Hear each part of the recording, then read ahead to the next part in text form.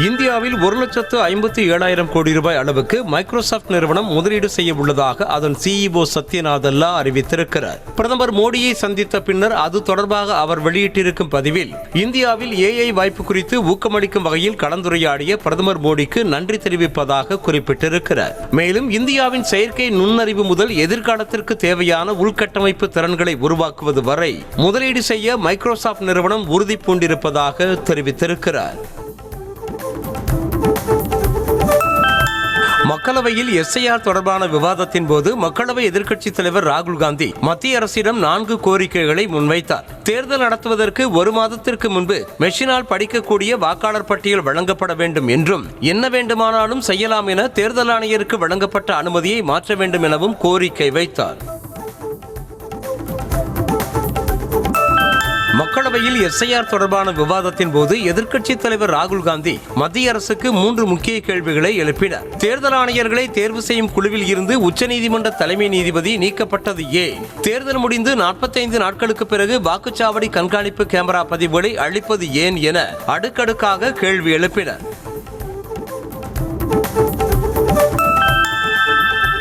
SIR எனப்படும் வாக்காளர் பட்டியல் சிறப்பு தீவிர திருத்த பணிக்கு எதிராக மாநில அரசுகள் வரிசையாக மனுக்களை தாக்கல் செய்வதால் உச்சநீதிமன்றம் வேதனை தெரிவித்துள்ளது. தனிநபரோ அரசியல் கட்சியினரோ விளம்பரம் தேடுவதற்காக இதுபோன்ற மனுக்களை தாக்கல் செய்வதாக விமர்சனம் செய்திருக்கிறது. தமிழ்நாட்டில் வாக்காளர் பட்டியல் சிறப்பு தீவிர திருத்த பணிகள் நாளையுடன் நிறைவடைய உள்ளன. இந்த நிலையில் தற்போது வரை 99.55% படிவங்கள் இணையத்தில் பதிவேற்றம் செய்யப்பட்டதாக தகவல் வெளியாக இருக்கிறது. மீதமுள்ள படிவங்கள் இன்றும் நாளையும் பதிவேற்றம் செய்யப்படும் என எதிர்பார்க்கப்படுகிறது. வாக்குச்சாவடிகளை பலப்படுத்தும் திமுகவினரின் புதிய பரப்புரை இன்று தமிழ்நாடு முழுவதும் தொடங்க உள்ளது. வரும் சட்டமன்ற தேர்தலில் 200 தொகுதிகளில் வெற்றி பெற இலக்கு நிர்ணயித்து திமுக தலைவர் மு.க. ஸ்டாலின் வியூகம் வகுத்து செயல்பட்டு வருகிறார். இந்த நிலையில் திமுகவினரின் என் வாக்குச்சாவடி வெற்றி வாக்குச்சாவடி பரப்புரை இன்று தொடங்க உள்ளது.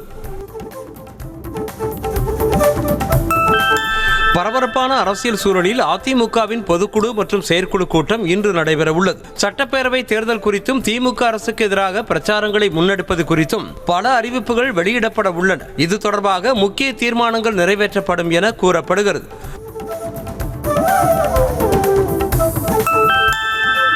தமிழ்நாடு அரசு மற்றும் ஜியோ ஹாட்ஸ்டார் நிறுவனம் இடையே 4000 கோடி ரூபாய் மதிப்பிலான புரிந்துணர்வு ஒப்பந்தம் கையெழுத்தானது. சென்னையில் நடந்த ஜியோ ஹாட்ஸ்டார் சவுத் அன்போம் நிகழ்ச்சியில் துணை முதலமைச்சர் உதயநிதி ஸ்டாலின், நடிகர்கள் கமல்ஹாசன், விஜய் சேதுபதி, நாகார்ஜுனா, மோகன்லால் உள்ளிட்டோர் பங்கேற்றனர்.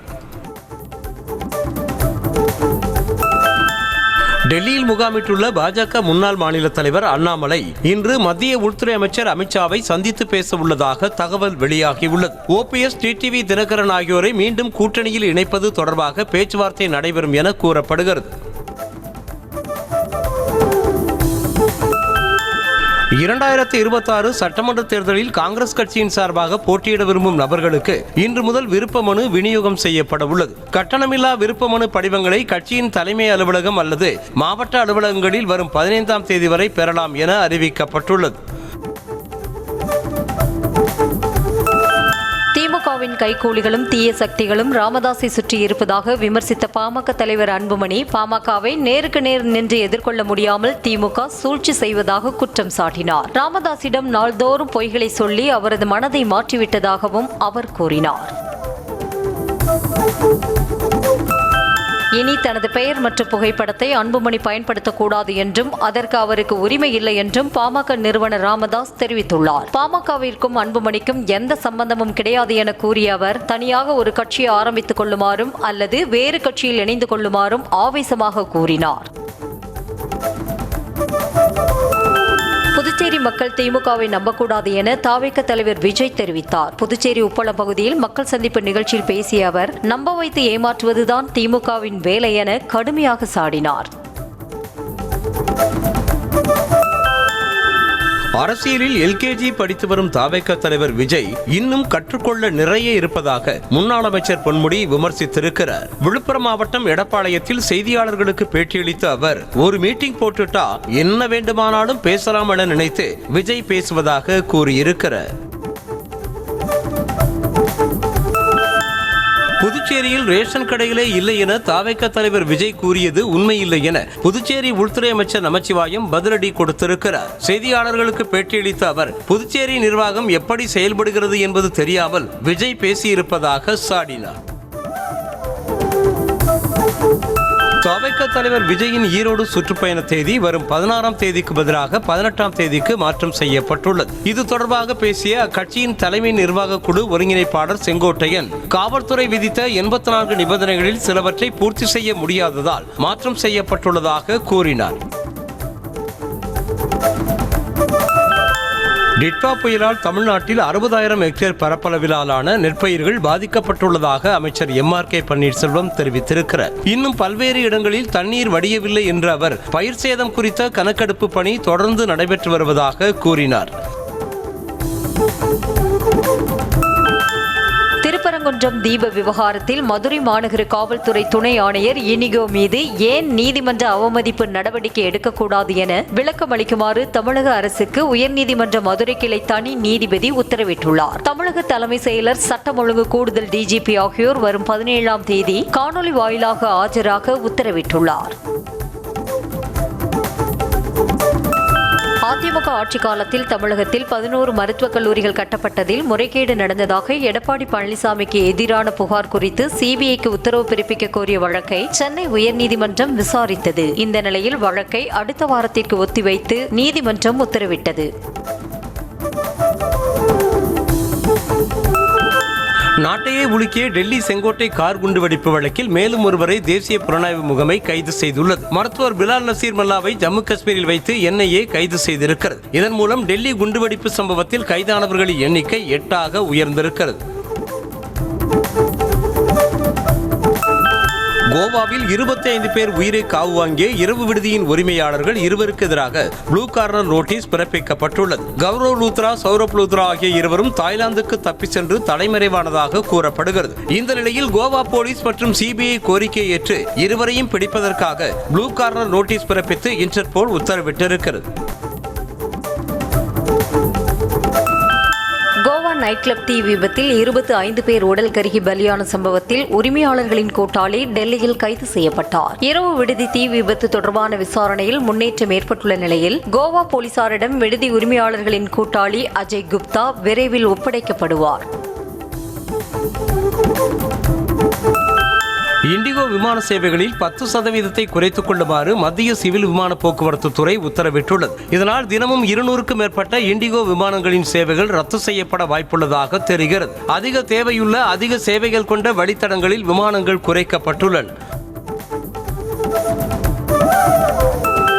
மத்திய அரசிடமிருந்து மேற்கு வங்கத்திற்கு இனி எந்த உதவியும் வேண்டாம் என முதலமைச்சர் மமதா பானர்ஜி அதிரடியாக தெரிவித்திருக்கிறார். கூச் பீகாரில் நடைபெற்ற கூட்டத்தில் உரையாற்றிய அவர், மக்கள் திட்டங்களுக்கான செலவினங்களை தாங்களே பார்த்துக் கொள்ளப் போவதாக தெரிவித்தார். கேரளாவில் நடைபெற்ற முதற்கட்ட உள்ளாட்சி தேர்தலில் சுமார் 71% வாக்குகள் பதிவாகியுள்ளதாக தெரிவிக்கப்பட்டுள்ளது. திருவனந்தபுரம், கொல்லம், ஆலப்புழா, பத்தனம்திட்டா, எர்ணாகுளம், கோட்டயம், இடுக்கி ஆகிய 7 மாவட்டங்களில் உள்ள 595 உள்ளாட்சி அமைப்புகளுக்கு தேர்தல் நடைபெற்றது. சிவகங்கை மாவட்டம் மடப்புரம் காளிகோவில் காவலாளி அஜித்குமார் கொலை வழக்கு சாட்சிகளுக்கு வழங்கப்பட்டு வந்த போலீஸ் பாதுகாப்பு திடீரென விலக்கிக் கொள்ளப்பட்டுள்ளது. வழக்கறிஞர் கார்த்திக் ராஜா வீடு, அஜித்குமாரின் தம்பி வீடு, செல்போனில் வீடியோ எடுத்த சக்தீஸ்வரன் வீடுகளில் இரவு முதல் பாதுகாப்பு வாபஸ் பெறப்பட்டுள்ளது.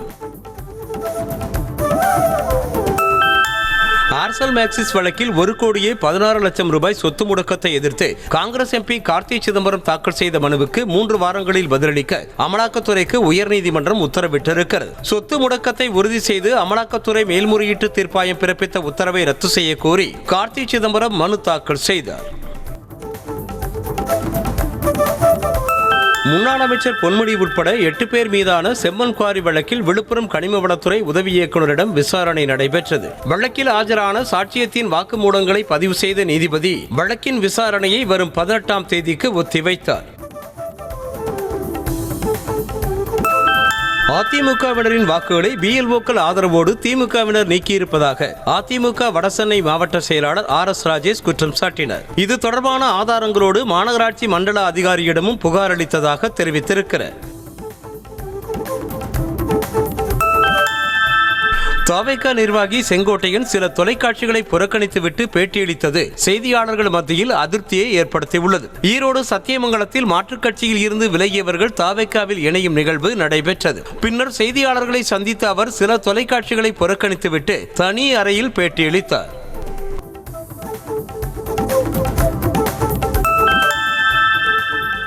கோவில்களில் இடைநிறுத்த தரிசனம் என்கிற பெயரிலான கட்டண உயர்வு குறித்து பக்தர்களிடம் கருத்து கேட்க வேண்டும் என உயர்நீதிமன்ற மதுரை கிளையில் மனு தாக்கல் செய்யப்பட்டுள்ளது. நாளிதழ்களில் விளம்பரம் செய்யவும் கோயில் வளாகத்தில் அறிவிப்பு பலகை வைக்கவும் உத்தரவிட வேண்டும் என மனுவில் கூறப்பட்டுள்ளது. இதற்கு பதிலளிக்கும்படி இந்து சமய அறநிலையத்துறைக்கு நீதிமன்றம் உத்தரவிட்டுள்ளது. மயிலாடுதுறை மாவட்ட ஆட்சியர் அலுவலகத்தை கடந்த 10 நாட்களாக சூழ்ந்திருக்கும் மழை நீரால் மாவட்ட காவல்துறை கண்காணிப்பாளர் அலுவலக கட்டுமான பணிகள் பாதிக்கப்பட்டுள்ளன. இதனையடுத்து தற்காலிகமாக வாய்க்கால் தோண்டி மழைநீரை வடிய வைக்கும் பணிகள் நடைபெற்று வருகின்றன. அதனை எஸ்பி கோ ஸ்டாலின் நேரில் ஆய்வு செய்தார்.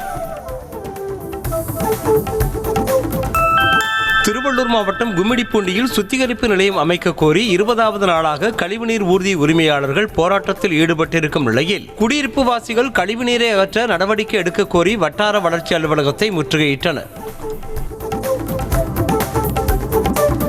தேனி மாவட்டம் உத்தமபாளையம் அருகே ஆம்னி பேருந்து மோதியதில் 2 வீலரில் சென்ற அரசு பள்ளி ஆசிரியையும் அவரது கணவரான திமுக கவுன்சிலரும் உயிரிழந்தனர். தண்ணீர் தொட்டி தெருவைச் சேர்ந்த கவுன்சிலர் மணிகண்டன் மனைவி சுகன்யாவோடு கம்பம் சென்றுவிட்டு 2 வீலரில் ஊர் திரும்பிய போது கோவிந்தப்பட்டி களம் அருகே பின்னால் அதிவேகமாக வந்த ஆம்னி பேருந்து மோதியது. திருவள்ளூர் மாவட்டம் கும்மிடிப்பூண்டியில் பெண் குழந்தை உயிரிழப்பு விவகாரத்தில் தனியார் மருத்துவமனையை சுகாதாரத்துறை அதிகாரிகள் பூட்டி சீல் வைத்தனர். குழந்தையின் மூளை வளர்ச்சி பாதிப்பு குறித்த உண்மையை தெரிவிக்காமல் கர்ப்பிணிக்கு தொடர்ந்து சிகிச்சை அளித்ததால் சுகாதாரத்துறை அதிகாரிகள் நடவடிக்கை எடுத்தனர். கன்னியாகுமரி மாவட்டம் கருங்கல் அருகே 8 வயது சிறுமியிடம் பாலியல் அத்துமீறலில் ஈடுபட்ட நபர் கைது செய்யப்பட்டு சிறையில் அடைக்கப்பட்டான். பால்ராஜ் என்பவன் தனது மனைவியிடம் டியூஷன் படிக்க வந்த சிறுமியை இரவு வீட்டிற்கு பாதுகாப்பாக அழைத்து செல்வதாக கூறி பாலியல் அத்துமீறலில் ஈடுபட்டிருக்கிறார். புதுக்கோட்டை மாவட்டம் பொன்னம்பட்டியில் உள்ள குளத்தில் 40 வயது மதிக்கத்தக்க ஆண் சடலம் அழுகிய நிலையில் கிடந்த நிலையில் அதனை போலீசார் கைப்பற்றி விசாரணை மேற்கொண்டு வருகிறார்கள். இறந்து கிடந்த நபர் அடித்து கொலை செய்யப்பட்டாரா என்ற கோணத்தில் விசாரணை மேற்கொண்டுள்ளனர். ராணிப்பேட்டை மாவட்டம் வாலாஜாப்பேட்டை அருகே ஏரியில் மண் கடத்தலில் ஈடுபட்ட 6 லாரிகளை பறிமுதல் செய்த புவியியல் மற்றும் சுரங்கத்துறை அதிகாரிகள் 5 ஓட்டுநர்களை பிடித்து போலீசில் ஒப்படைத்தனர். கோவிந்தசேரி குப்பம் பகுதி ஏரியில் ஆய்வு செய்த அதிகாரிகள் 6 லாரிகள் மண் ஏற்றியபடி நிற்பதைக் கண்டு அதிர்ச்சி அடைந்தனர். திண்டுக்கல் மாவட்டம் வேடசந்தூர் அருகே இடிந்து விழுந்த தண்ணீர் தொட்டியின் கீழ் சிக்காமல் தொழிலாளி நூல் இலையில் உயிர் தப்பிய வீடியோ காட்சி வெளியாகியுள்ளது. அரியப்பித்தம்பட்டியில் 25 ஆண்டுகளுக்கு முன்பு கட்டப்பட்ட மேல்நிலை நீர்த்தேக்க தொட்டி சிதிலமடைந்து இடிந்து விழும் தருவாயில் இருந்ததால் அது இடித்து அகற்றப்பட்டது. மதுரை மாவட்டம் சோழவந்தான் அருகே நலத்திட்ட உதவிகள் வழங்கும் நிகழ்ச்சியில் பங்கேற்ற திமுக எம்எல்ஏவிடம் பெண் கண்ணீர் மல்க உதவி கேட்டார். பேருந்து விபத்தில் சிக்கிய பெண் இதுவரை எந்த உதவியும் கிடைக்கவில்லை என கூறி கண்ணீர் விட்டு அழுதார். உடனே தன்னால் முடிந்த உதவிகளை செய்து தருவதாக எம்எல்ஏ வெங்கடேசன் ஆறுதல் கூறினார். புதுக்கோட்டை அருகே பள்ளியில் மதிய உணவு சாப்பிட்ட மாணவர்களுக்கு வயிற்று வலி ஏற்பட்டு அரசு மருத்துவமனையில் சேர்க்கப்பட்டதால் பரபரப்பு ஏற்பட்டது. கணக்கம்பட்டி அரசு தொடக்கப்பள்ளியில் மதியம் சாம்பார் சாதம் வழங்கப்பட்ட நிலையில் உணவு ஒவ்வாமை காரணமா என கல்வித்துறை அதிகாரிகளும் போலீசாரும் விசாரணை மேற்கொண்டு வருகின்றனர். சென்னை திருவொற்றியூரில் சிறப்பாக தூய்மை பணி செய்ததற்காக கோவில் வளாகத்தில் தூய்மை பணியாளர்களுக்கு உணவு பிரசாதம் மற்றும் சேலை வழங்கி பாராட்டு தெரிவிக்கப்பட்டது. கார்த்திகை மாதத்தை ஒட்டி தியாகராஜ சுவாமி ஆதிபுரீஸ்வரர் வடிவுடையம்மன் கோவிலில் ஆதிபுரீஸ்வரர் கவசம் 3 நாட்கள் திறக்கப்பட்டது. இதனையொட்டி சுமார் 3 லட்சம் பேர் தரிசனத்திற்கு திரண்ட நிலையிலும் தூய்மை பணி சிறப்பாக மேற்கொள்ளப்பட்டது. காஞ்சிபுரம் மாவட்டம் ஸ்ரீபெரும்புதூரில் சித்த மருத்துவக் கல்லூரி நிர்வாக அலுவலர் வீட்டில் நகை பணம் கொள்ளையடிக்கப்பட்ட வழக்கில் குற்றவாளிகள் 2 பேருக்கு 3 ஆண்டுகள் சிறை தண்டனை விதிக்கப்பட்டது. வேலுமயிலூர் சித்த மருத்துவக் கல்லூரி தர்ம ஆயுர்வேத மருத்துவக் கல்லூரி மருத்துவமனையின் நிர்வாக அலுவலர் முத்துப்பெருமாள் வீட்டில் இருந்து 129 சவரன் நகை 21 லட்சம் ரூபாய் ரொக்கம் கடந்த மே மாதம் திருடு போனது. சிவகங்கை மாவட்டம் திருப்புவனம் பகுதியில் இரவில் வீடுகளின் கதவை தட்டி வீண் வம்பிழுத்த போதை இளைஞர்கள் 2 பேருக்கு தர்ம அடி விழுந்தது. தேர்முட்டி பகுதியில் கடந்த 1 மாதத்திற்கு மேலாக இரவு நேரங்களில் வீடுகளின் கதவுகள் மற்றும் மேற்கூரைகளில் கற்களை வீசி எறிவது போன்ற ரகளையிலும் ஈடுபட்டு வந்தனர். திருப்பூரில் திருநங்கை அடித்து கொல்லப்பட்டார். கல்லூரி சாலை பகுதியைச் சேர்ந்த திருநங்கை ஸ்ரேயாவுக்கும் சுப்பிரமணியத்திற்கும் இடையே தகராறு ஏற்பட்டுள்ளது. இதில் அடித்து கீழே தள்ளியதில் தலையில் காயமடைந்த திருநங்கை மருத்துவமனையில் 3 நாட்களுக்கு பிறகு சிகிச்சை பலனளிக்காமல் பரிதாபமாக உயிரிழந்தார். புதுக்கோட்டையில் ஹோட்டலில் சாப்பிட்டுவிட்டு கை கழுவிய போது தப்பி ஓடிய போக்சோ வழக்கு கைதியை போலீசார் தேடி வருகின்றனர். கரம்பக்குடியைச் சேர்ந்த 15 வயது சிறுமியை பாலியல் வன்கொடுமை செய்து கர்ப்பமாக்கிய ஒடிசா மாநிலத்தைச் சேர்ந்த மகேந்திரா கமாங்கா என்பவன் தப்பி ஓடினான். திண்டுக்கல் மாவட்டம் மொட்டுப்பட்டி அருகே அதிவேகமாக வந்த லாரி இருசக்கர வாகனத்தில் சென்றவர்கள் மீது மோதியதில் 2 இளைஞர்கள் பரிதாபமாக உயிரிழந்தனர். செம்பட்டி வழியாக கரூர் சென்ற லாரி 2 இருசக்கர வாகனத்தில் மோதி விபத்து ஏற்படுத்தியது. இதில் ஒரே பைக்கில் சென்ற ஜெகதீஷ், கிறிஸ்டோபர் ஆகியோர் உயிரிழந்த நிலையில் மற்றொரு பைக்கில் சென்ற ஒருவர் பலத்த காயமடைந்தார். நாமக்கல் மாவட்டம் திருமருகல் அருகே அரசு பேருந்து கவிழ்ந்து விபத்துக்குள்ளானதில் பயணிகள் அனைவரும் நல்வாய்ப்பாக உயிர் தப்பினர். குருவாடி அருகே சாலையில் சென்று கொண்டிருந்த அரசு பேருந்து வளைவில் திரும்பும்போது கட்டுப்பாட்டை இழந்து விபத்து ஏற்பட்டதாக கூறப்படுகிறது.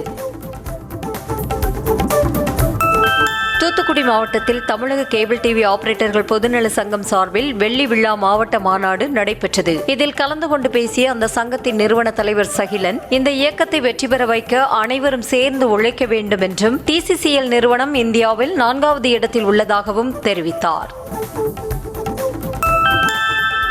சென்னை ஆழ்வார்பேட்டையில் இரவு பணியில் ஈடுபட்ட தூய்மை பணியாளர்களின் வாகனத்தின் மீது கட்டுப்பாட்டை இழந்த கார் மோதி விபத்துக்குள்ளானது. இதில் ஒரு தூய்மை பணியாளருக்கு தலையில் காயம் ஏற்பட்ட நிலையில் 2 பெண் தூய்மை பணியாளர்கள் லேசான காயத்துடன் உயிர் தப்பினர். சென்னை வண்ணாரப்பேட்டையில் அரசு நகர்ப்புற வாழ்விட மேம்பாட்டு வாரியத்தில் வீடு வாங்கி தருவதாக கூறி 34 லட்சம் ரூபாய் மோசடி செய்த பெண் மீது போலீசில் புகார் அளிக்கப்பட்டது. புது வண்ணாரப்பேட்டையைச் சேர்ந்த தனலட்சுமி பணத்தையும் திருப்பித் தராமல் துணை ஆணையர் மற்றும் உயர்நீதிமன்ற நீதிபதி ஆகியோரின் பெயர்களை சொல்லி மிரட்டினார். புதுக்கோட்டை மாநகராட்சிக்கு உட்பட்ட நெடுஞ்சாலையின் குறுக்கே ஆங்காங்கே மாடுகள் சுற்றித் திரிவதால் வாகன ஓட்டிகள் சிரமத்திற்குள்ளாகின. மாடுகள் சாலையில் சுற்றித் திரிவதை தடுக்க மாவட்ட நிர்வாகம் மற்றும் மாநகராட்சி நிர்வாகம் நடவடிக்கை எடுக்க வேண்டும் என கோரிக்கை எழுந்திருக்கிறது. மயிலாடுதுறை மாவட்டம் சீர்காழி அடுத்த கொட்டாய்மேடு கடற்கரை பகுதியில் இறந்த நிலையில் கரை ஒதுங்கிய டால்பின் உடற்கூராய்விற்கு பின்னர் புதைக்கப்பட்டது. காயம் எதுவும் இல்லாத நிலையில் டால்பின் இறந்து கரை ஒதுங்கியது குறித்து கடலோர காவல் குடும்ப போலீசார் விசாரணை நடத்தி வருகின்றனர். திருப்பூர் மாவட்டம் பல்லடம் அருகே பொதுமக்களே ஒவ்வொரு கடைகளுக்கும் சென்று நடைபாதையை பயன்படுத்த வேண்டாம் என கோரிக்கை விடுத்தனர். சாலையில் அதிக அளவில் வாகனங்கள் செல்வதால் விபத்து ஏற்படும் அபாயம் உள்ளதாகவும் சாலையோர நடைபாதையில் நடக்க வழிவிடுங்கள் என்றும் வலியுறுத்தினர். திருப்பூர் மாவட்டம் தாராபுரத்தை அடுத்த குண்டடம் அருகே மண் திருட்டில் ஈடுபட்ட 3 பேரை கைது செய்த போலீசார் 2 டிராக்டர்கள், ஒரு JCB வாகனத்தை பறிமுதல் செய்தனர். மணிமாறன், கோகுல் மற்றும் விஜயகுமார் ஆகிய 3 பேரும் சேர்ந்து மண் திருட்டில் ஈடுபட்டு வசமாக சிக்கியுள்ளனர். திருப்பத்தூர் மாவட்டம் ஜோலார்பேட்டை அடுத்த பால்நாங்குப்பம் பகுதியில் மோட்டாரே இல்லாமல் பம்புக்கு பில் கிளியர் செய்திருப்பதாக ஊராட்சி மன்ற தலைவர் தேன்மொழி ரமேஷ் மீது புகார் எழுந்திருக்கிறது. இதுகுறித்து மாவட்ட நிர்வாகம் உரிய நடவடிக்கை எடுக்க வேண்டும் என வார்டு உறுப்பினர்கள் கோரிக்கை விடுத்துள்ளனர். தூத்துக்குடியில் ரவுடியை வெட்டி கொலை செய்த 2 இளைஞர்கள் மீது குண்டர் தடுப்பு சட்டம் பாய்ந்தது. பிரபல ரவுடியான கஞ்சா வியாபாரி அஜய் என்ற ஜப்பானை வெட்டி கொலை செய்த வழக்கில் கைது செய்யப்பட்ட ராஜா மற்றும் பரமசிவம் என்ற சிவா மீது குண்டர் தடுப்பு சட்டம் பாய்ந்தது. தூத்துக்குடி அருகே காலை மிதித்ததை தட்டி கேட்டவரை அறிவாளை காட்டி மிரட்டிய யூடியூபரை போலீசார் கைது செய்தனர். முத்தியாபுரம் தெற்கு தெருவைச் சேர்ந்த கூலி தொழிலாளி மாசானமுத்து பெட்ரோல் பங்க் அருகே நின்றிருந்த போது முள்ளக்காடு காந்திநகரைச் சேர்ந்த யூடியூபர் சுரேஷ் அவரது காலை மிதித்துவிட்டு சென்றிருக்கிறார்.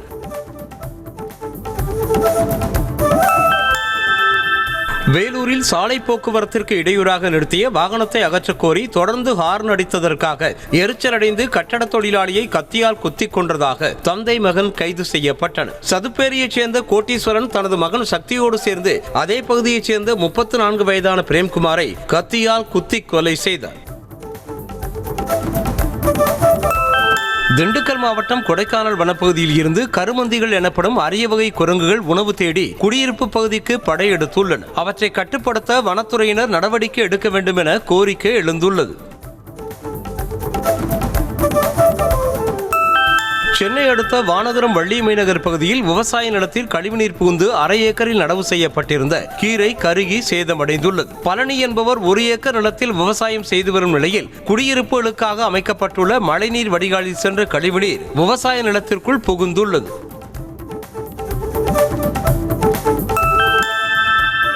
ஈரோடு மாவட்டம் சத்தியமங்கலம் அருகே போலி கால்நடை மருத்துவரை காவல்துறையினர் கைது செய்தனர். கேஎன் பாளையம் பகுதியைச் சேர்ந்த சரவணன் என்பவர் +2 வரை மட்டுமே படித்துவிட்டு கால்நடை மருத்துவம் பார்த்து வந்ததாக கூறப்படுகிறது.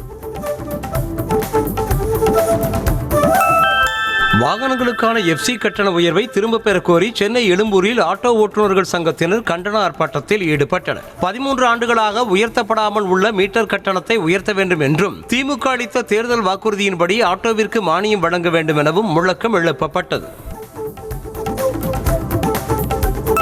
புதுக்கோட்டையில் ஓலா பைக் அடிக்கடி பழுதாவதாக கூறி பாதிக்கப்பட்ட வாடிக்கையாளர்கள் அங்குள்ள ஓலா ஷோரூம் முன்பாக தங்களது பைக்குகளை நிறுத்தி அலுவலக கதவை இழுத்து போட்டி போராட்டத்தில் ஈடுபட்டனர். பைக்குகளில் ஏற்படும் பழுதுகளை சரி செய்வதில் ஷோரூம் நிர்வாகம் அலட்சியமாக செயல்படுவதாக புகார் தெரிவித்தனர். திருப்பத்தூர் அருகே 18 கோடி ரூபாய் GST வரி செலுத்த வேண்டும் என பிரியாணி கடை மாஸ்டருக்கு நோட்டீஸ் அனுப்பப்பட்டுள்ளது. பாலங்குப்பத்தைச் சேர்ந்த அமீர் பாஷாவிற்கு வருமான வரித்துறை அலுவலகத்தில் இருந்து வந்த கடிதத்தில் சென்னையில் அமீர் ட்ரேடிங் அண்ட் கோ என்ற பெயரில் நிறுவனம் நடத்தி 18 கோடி ரூபாய் வரி ஏய்ப்பு செய்திருப்பதாக குறிப்பிடப்பட்டிருந்தது. திருத்தணி அருகே ஓடும் பேருந்தில் 2 கல்லூரி மாணவர்களை கத்தியால் வெட்டிய கும்பலை கைது செய்ய கோரி அப்பகுதி மக்கள் அரசு பேருந்தை சிறைபிடித்து சாலை மறியல் போராட்டத்தில் ஈடுபட்டனர். CGN கண்டிகையைச் சேர்ந்த பரத் மற்றும் துளசியை VCR கண்டிகையைச் சேர்ந்த 5க்கும் மேற்பட்டோர் கத்தியால் வெட்டிவிட்டு தப்பினர். கிருஷ்ணகிரி அருகே அமைச்சர் பங்கேற்ற நிகழ்ச்சிக்கு சென்ற இடத்தில் ஒசூர் MLA ஒய் பிரகாஷின் கார் சேற்றில் சிக்கிய நிலையில் திமுகவினரும் போலீசாரும் சேர்ந்து நீண்ட நேரம் போராடி காரை மீட்டனர். மேலேரி கொட்டாய் கிராமத்தில் சாலை பணிக்காக அடிக்கல் நாட்டு விழாவிற்கு சென்றபோது எதிர்பாராத விதமாக சேற்றில் சிக்கியது.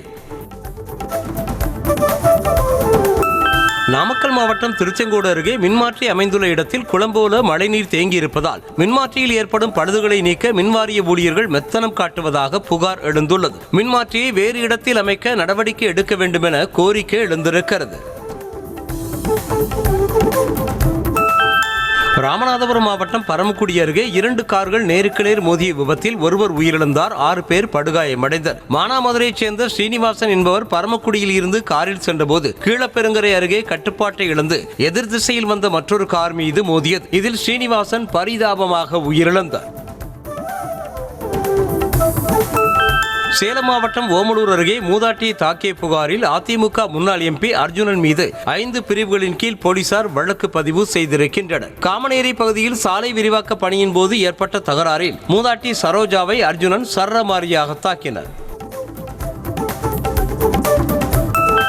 தேனி மாவட்டம் உத்தமபாளையம் அருகே கடனை முறையாக செலுத்தியதாக கூறப்படும் நபரின் வீட்டை ஜப்தி செய்ய முயன்ற சிட்டி யூனியன் வங்கி ஊழியர்களால் பரபரப்பு ஏற்பட்டது. ஆனமலையன்பட்டி பகுதியைச் சேர்ந்த அலெக்சாண்டர் வீடு கட்டுவதற்காக சிட்டி யூனியன் வங்கியில் 7 லட்சம் ரூபாய் கடன் வாங்கி வட்டியோடு சேர்த்து 11 லட்சம் ரூபாய் கடனை திருப்பி செலுத்தியதாக கூறப்படுகிறது.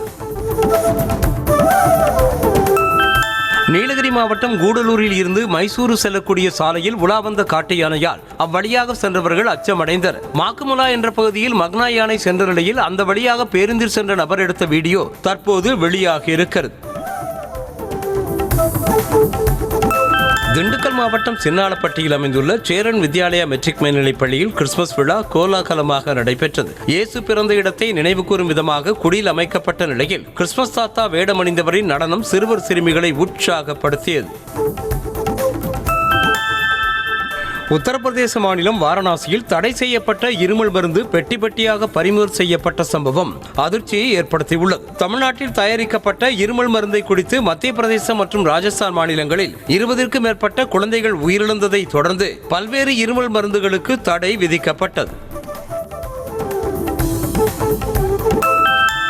உத்தரகாண்ட் மாநிலம் நைனிடால் பகுதியில் உள்ள ஒரு கட்டடத்தில் பயங்கர தீ விபத்து ஏற்பட்ட நிலையில் 3 வாகனங்களில் விரைந்து சென்ற தீயணைப்பு துறையினர் போராடி தீயை அணைத்தனர். கட்டடத்திற்குள் இருந்த 2 பேரை தீயணைப்பு துறையினர் பத்திரமாக மீட்டதால் உயிர் சேதம் தவிர்க்கப்பட்டது.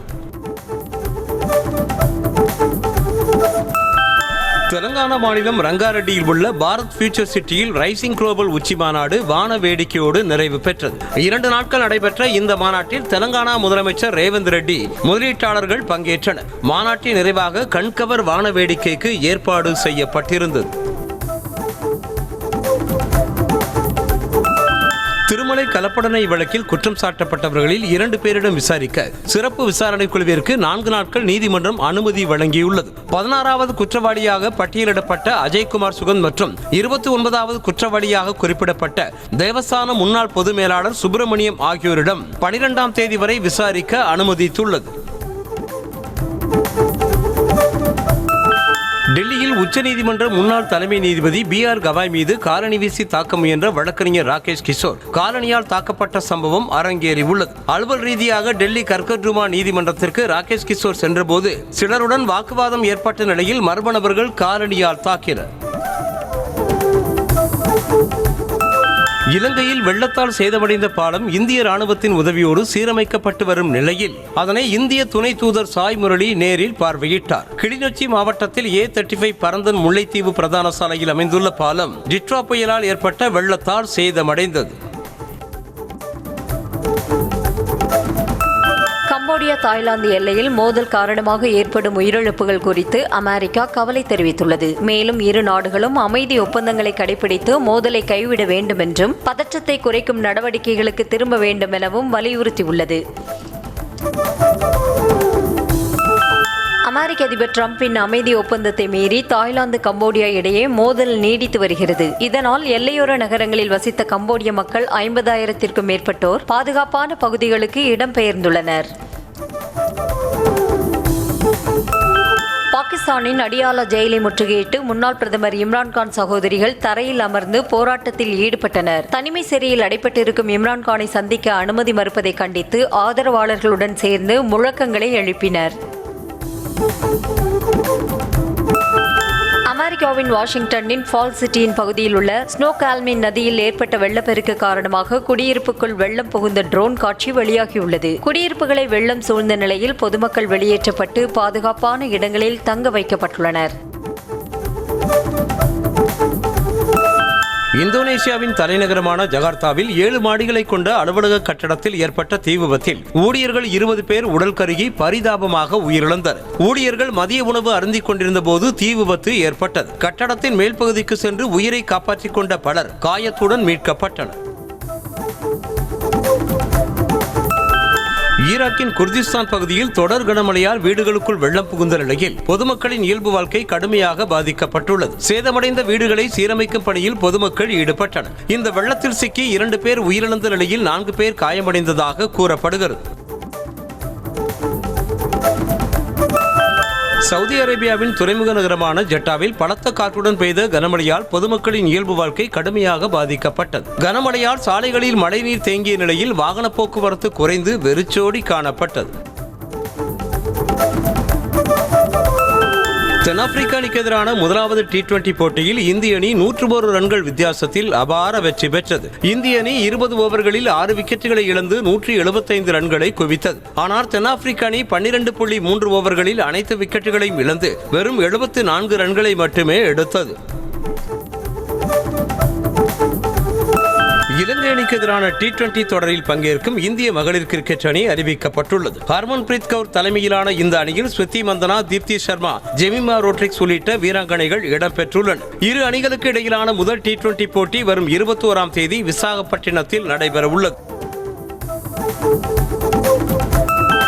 தனுஷ் கிருத்தி செனோன் நடிப்பில் வெளியான தேரே இஷ்க்மே திரைப்படத்தின் வசூல் 145 கோடி ரூபாயை தாண்டியதாக படக்குழு அதிகாரப்பூர்வமாக அறிவித்துள்ளது. மேலும் உலகளவில் இன்னும் சில நாட்களுக்குள் 150 கோடி ரூபாயை வசூலை எட்டும் என எதிர்பார்க்கப்படுகிறது.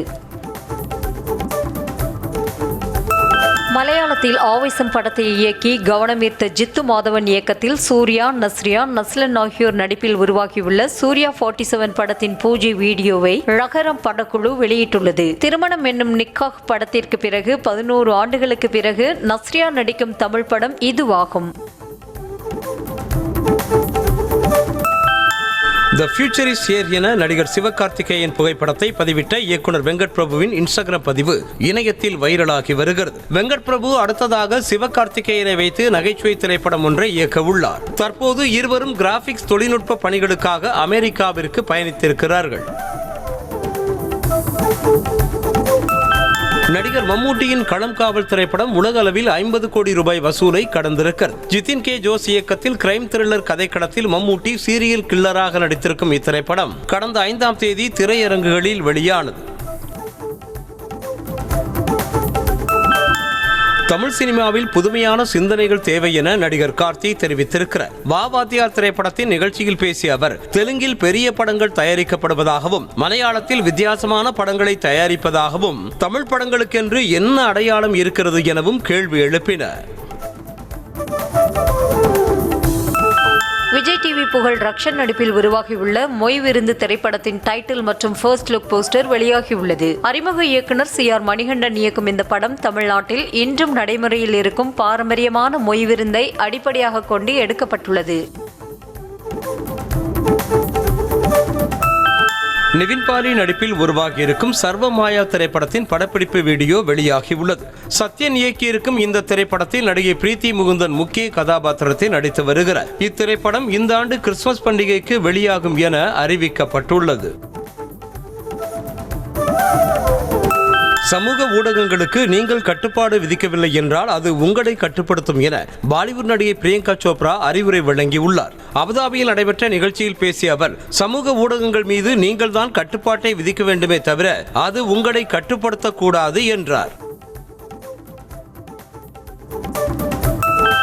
திருவண்ணாமலை அருணாச்சலேஸ்வரர் கோயில் மலை உச்சியில் ஏற்றப்பட்ட மகா தீபத்தை காண தடையை மீறி சென்ற 5 பேரில் ஒருவர் மூச்சு திணறல் ஏற்பட்டு பரிதாபமாக உயிரிழந்தார். மாவட்ட நிர்வாகத்தால் மலை ஏறுவதற்கு தடை விதிக்கப்பட்டிருக்கும் நிலையில் அதையும் மீறி மலை ஏறியதாக கூறப்படுகிறது.